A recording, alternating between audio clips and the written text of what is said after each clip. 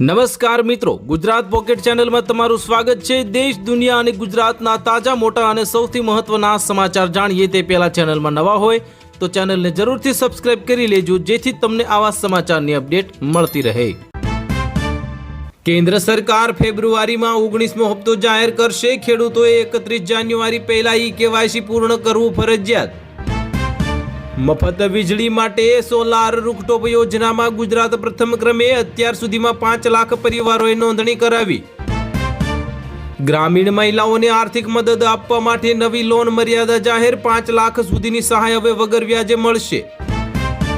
કન્યા કેળવણીને પ્રોત્સાહન આપવા માટે ધોરણ 9 થી 12ની વિદ્યાર્થીઓને માસિક સહાયની રકમ સીધી ખાતામાં જમા થઈ।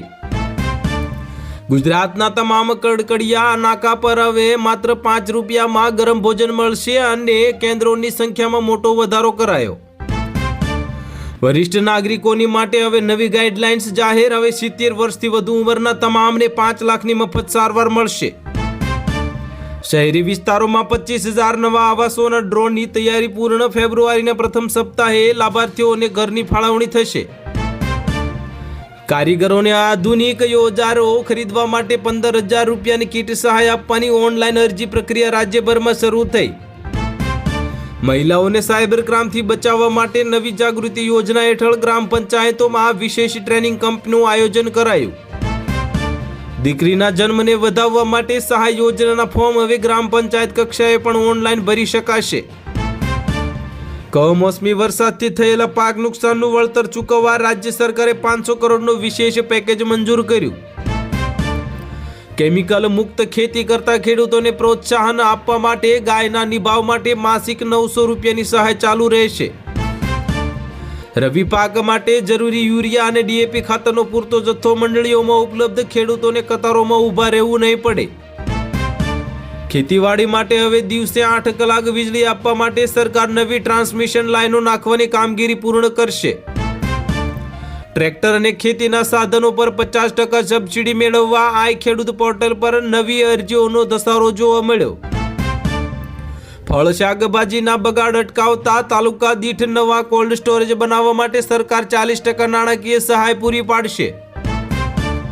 પશુઓના રસીકરણ માટે રાજ્યવ્યાપી અભિયાન શરૂ। પશુપાલકોને ઘરે બેઠા નિઃશુલ્ક સારવાર માટે હેલ્પલાઇન નંબર કાર્યરત કરાયો।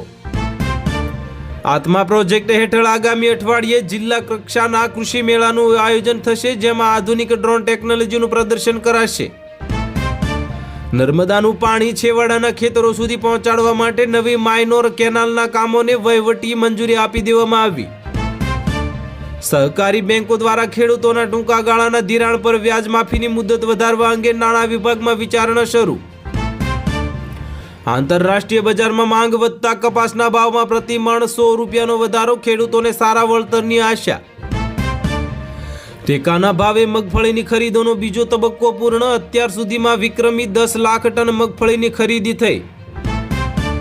કાતિલ ઠંડીને કારણે જીરાના પાકમાં રોગચાળાની ભીતિ। કૃષિ નિષ્ણાતોએ ખેડૂતોને દવાનો છંટકાવ કરવા સૂચના આપી। ઘઉંની આવક શરૂ થતા ભાવમાં સામાન્ય ઘટાડો, પણ ગુણવત્તા સારી હોવાથી નિકાસની માંગ વધવાની શક્યતા। સરકારે ચણા અને રાયડાના ટેકાના ભાવમાં નોંધપાત્ર વધારો કરતા ખેડૂતોમાં આનંદનો માહોલ જોવા મળ્યો। બજારમાં તુવેરની નવી આવક શરૂ। ગૃહિણીઓને મોંઘવારીમાંથી રાહત મળે તેવા એંધાણ બજારમાં વર્તાઈ રહ્યા છે। નાસિક અને ગુજરાતમાં હવે ડુંગળીનું ઉત્પાદન વધતા જથ્થાબંધ ભાવમાં ઘટાડો થયો। ગ્રાહકોને સસ્તી ડુંગળી મળશે। ચોખા અને ઘઉંની નિકાસ પરના પ્રતિબંધો હટાવવા અંગે કેન્દ્ર સરકાર આગામી બજેટમાં મોટી જાહેરાત કરી શકે છે। કેરીના પાકમાં આ વર્ષે મોડો મોર આવતા સિઝન 15 દિવસ લંબાશે। કેરીના શોખીનોને હજુ રાહ જોવી પડશે। અમદાવાદ અને સુરતમાં દર રવિવારે ખેડૂતો માટે સીધા વેચાણના ઓર્ગેનિક હાટ શરૂ કરવાની પાલિકાની નવી યોજના કરવામાં આવી જાહેર। સ્થાનિક સ્વરાજ્યની ચૂંટણીઓ માટે હવે સીમાંકન પ્રક્રિયા પૂર્ણ। તમામ પક્ષોએ ઉમેદવારોના નામ નક્કી કરવા બેઠકોનો દોર શરૂ કર્યો। ગુજરાત વિધાનસભાનું બજેટ સત્ર 15 ફેબ્રુઆરીથી શરૂ થશે, જેમાં ખેતી અને ગ્રામીણ વિકાસ માટે મોટી જોગવાઈઓ કરાશે।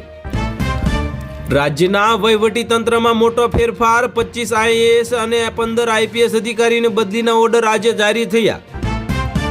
બેરોજગારી અને શિક્ષણના મુદ્દે વિપક્ષ દ્વારા 26 જાન્યુઆરીએ પ્રતિક ઉપવાસ અને ધરણા પ્રદર્શનનું આયોજન કરાયું. મુખ્યમંત્રીની અધ્યક્ષતામાં મળેલી બેઠકમાં પ્રદૂષણ ફેલાવતા ઉદ્યોગો સામે કડક કાર્યવાહી કરવા માટે નવી પોલિસીની રચના કરવામાં આવી. ભાજપ અને બૂથ દ્વારા તેમને સ્તરે સંગઠન મજબૂત કરવા પેજ સમિતિના સભ્યોનું નવું સંમેલન ગાંધીનગર ખાતે યોજવામાં આવશે. આગામી જિલ્લા પંચાયતની ચૂંટણીઓ માટે કોંગ્રેસે યુવા ચહેરાઓને પ્રાધાન્ય આપવાની નવી પોલિસી અમલમાં મૂકવાની જાહેરાત કરી. આમ આદમી પાર્ટી દ્વારા માફત વીજળી અને શિક્ષણના મુદ્દે ગ્રામીણ વિસ્તારોમાં જનસંપર્ક અભિયાન તેજ બનાવવામાં આવ્યું. ડ્રગ માફિયાઓ સામે રાજ્ય પોલીસનું ઓપરેશન ક્લીન શરૂ છેલ્લા 24 કલાકમાં કરોડોનું ડ્રગ્સ ઝડપી પાડવામાં આવ્યું. રાજ્યની 50 નગરપાલિકાઓને મહાનગરપાલિકામાં રૂપાંતરિત કરવાના મુદ્દે સરકાર ટૂંક સમયમાં વટહુકમ બહાર પાડી શકે છે. પ્રધાનમંત્રી મોદી આજે વિડીયો કોન્ફરન્સ દ્વારા 65,000 યુવાનોને સરકારી નોકરીના નિમણૂક પત્રો પાઠવી ભવિષ્યની શુભેચ્છાઓ આપી. અમદાવાદ મુંબઈ બુલેટ ટ્રેન પ્રોજેક્ટની સમીક્ષા કરતા મોદીએ ઓગસ્ટ 2026 સુધીમાં પ્રથમ ટ્રાયલ રન શરૂ કરવા આદેશ આપ્યા.